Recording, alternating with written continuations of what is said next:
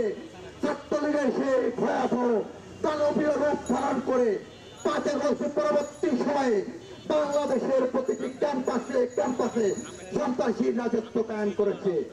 আজকে সেই নীতিভ্রষ্ট লম্পট তাদের যে সংগঠন, তারা বাংলাদেশের প্রতিটি প্রান্তে সন্ত্রাসের রাজত্ব কায়েম করছে।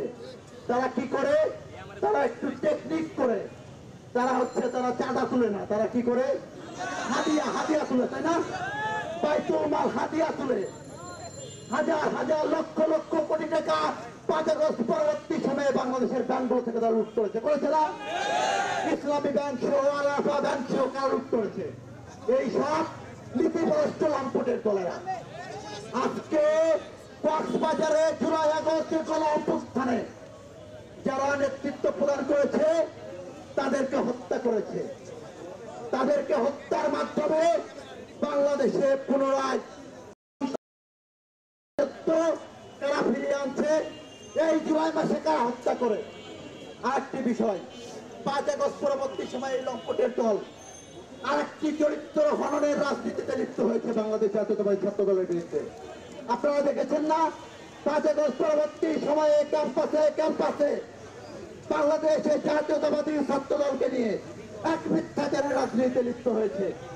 বাংলাদেশের জাতীয়তাবাদী ছাত্র দল আজকের এই মশাল মিছিল পরবর্তী সমাবেশ থেকে এই সকল লম্পট চরিত্রহীন অসৎ লোকদেরকে হুঁশিয়ারি করছে, আপনারা অন্ধকার ছেড়ে আলোর পথে আসুন। যদি আলোর পথে না আসেন তাহলে কি হবে? একদল গিয়েছে কোথায়?